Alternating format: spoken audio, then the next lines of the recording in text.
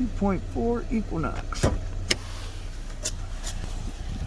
There'll be a video about the freezing problem of the 2.4 Equinox.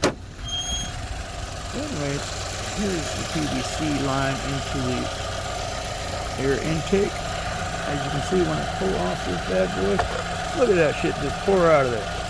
That is what happens, and it freezes up your rear seal, and you'll have nothing but a $2,000 fix or more at a GMC dealership.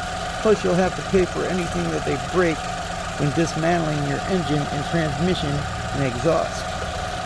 That's what happened to me. This is a very poor design engine. It's a Chevy 2.4 Equinox. So I'm just going to let that run out for a while.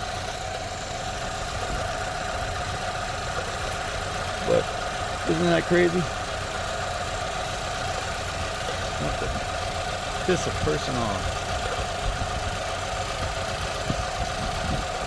After it drains, I'll reattach it.